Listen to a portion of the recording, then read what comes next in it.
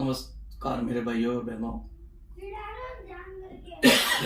पिछले वीडियो में अपन ने कलश योग, सिंहासन योग और कमल योग इनके बारे में अपन ने ज्ञान प्राप्त किया था और उसका क्या फल मिलता है वो अध्ययन किया था।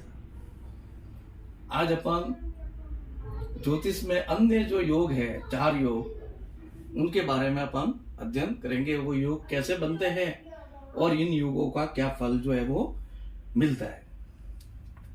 सबसे पहले अपन जो पढ़ेंगे वो है ध्वज योग। सबसे पहला जो योग है वो है ध्वज योग। ध्वज योग कैसे बनता है और इसका क्या परिणाम होता है।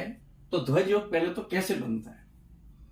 जब पाप ग्रह 8वें घर में हो, जैसे मंगल, राहु, शनि, सूर्य भी हो सकता है, तो ये पाप ग्रह जो है 8वें घर में हो, और जितने भी शुभ ग्रह हो, बुध, गुरु, शुक्र और चंद्र, ये शुभ ग्रह जो है वो प्रथम भाव में हो। प्रथम भाव को लग्न भाव भी कहते हैं, शरीर भाव भी कहते हैं। तो ये सब जो है वो लग्न भाव में होने चाहिए। शुभ ग्रह लग्न भाव में हो और पाप ग्रह जो है वो अष्टम भाव में हो। तो ऐसा योग जिसकी कुंडली में बनता है तो वो ध्वज योग नामक जो है वो योग जो है वो बनता है। इसको अपन ध्वज योग, ध्वज यानी ध्वजा, ध्वज योग जो है वो इसको कहते हैं। और ध्वज योग वाला जो व्यक्ति जो होता है वो या तो बहुत बड़ा नेता होता है, समाज का नेता होता है, या संसद में सदस्य भी होता है, सांसद भी हो सकता है। संसद में जाके वो सांसद भी बन सकता है केंद्र में, और साथ साथ में एमएलए भी हो सकता है, किसी भी क्षेत्र का विधायक भी हो सकता है। तो इस योग वाला जातक को यह फल मिलता है। अब आगे आता है एकावली योग। एकावली योग कैसे बनता है।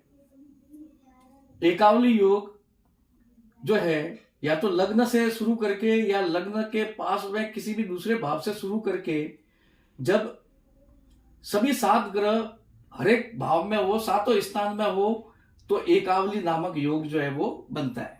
जैसे यहां पर अपन लग्न से शुरू करते हैं तो 1, 2, 3, 4, 5, 6 और 7, इन 7 घर में एक एक ग्रह जो है वो बैठा है। या तो लग्न से भी शुरू कर सकते हैं, या दूसरे से भी, या तीसरे से भी। तो 7 ग्रह जब 7 घर में बैठे हो, राहु केतु को छोड़कर, तो एकावली नामक योग जो है वो बनता है। जैसे यहाँ पर अपन देखते हैं लग्न में शनि, गुरु, मंगल, चंद्र, बुध, शुक्र और सूर्य, ये 7 ग्रह जो है वो 7 भाव में बैठे क्रमशः लगातार क्रम से।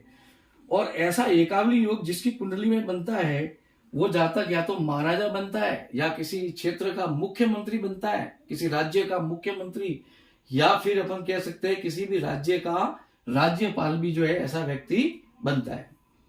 अब तीसरे नंबर का जो योग है वो है चाप योग।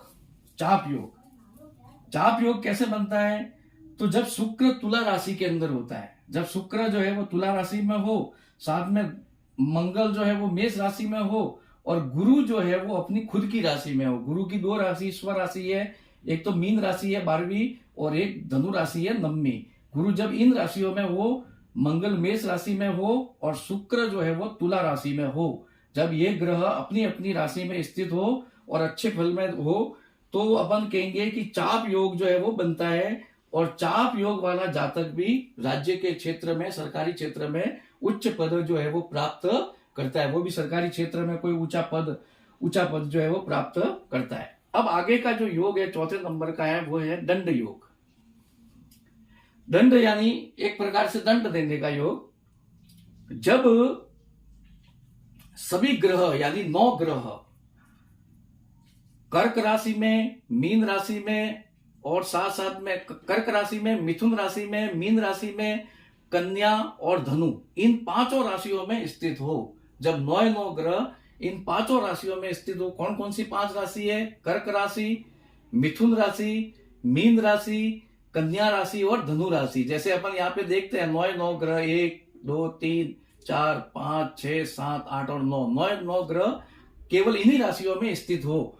यानी मिथुन, मीन, धनु और कन्या और कर्क राशि में। यानी कहने का मतलब चंद्रमा के घर में, बुध के घर में और गुरु के घर में 9 ग्रह हो, तो ऐसा योग जो है वो दंड योग नामक योग जो है वो बनता है। दंड नामक जो है राजयोग बनता है। और ऐसी कुंडली वाला जो व्यक्ति जो होता है वो किसी क्षेत्र का या तो दंड नायक होता है। दंड नायक यानी वो किसी को भी सजा सुना सकता है, कोर्ट के अंदर, हाई कोर्ट के अंदर, सुप्रीम कोर्ट के अंदर दंडाधिकारी होता है, तो दंड नायक होता है। या फिर वो जो है वो न्यायाधीश भी होता है, किसी भी कोर्ट के अंदर, हाई कोर्ट के अंदर, सुप्रीम कोर्ट के अंदर ऐसा योग दंड योग वाला जातक न्यायाधीश होता है। तो इस प्रकार से आज अपन ने 4 योगों के बारे में अपन ने अध्ययन किया, कैसे बनते हैं और इनका क्या फल मिलता है। ध्वज योग, एकाग्रली योग, चाप योग और दंड योग, इन 4 योगों के बारे में अपन ने विस्तृत अध्ययन किया। तो आगे आने वाले मेरे वीडियो और अच्छे से अच्छे वीडियो मेरे आने वाले हैं। तो आपसे सबसे निवेदन है कि आप मेरे चैनल को ज्यादा से ज्यादा लाइक, सब्सक्राइब, शेयर और कमेंट करें। सब्सक्राइब करने से आने वाले वीडियो की सूचना आपको मिल जाएगी। तो आपको ज्यादा से ज्यादा यही निवेदन है कि सब्सक्राइब करें चैनल को। धन्यवाद। ओम नमः शिवाय।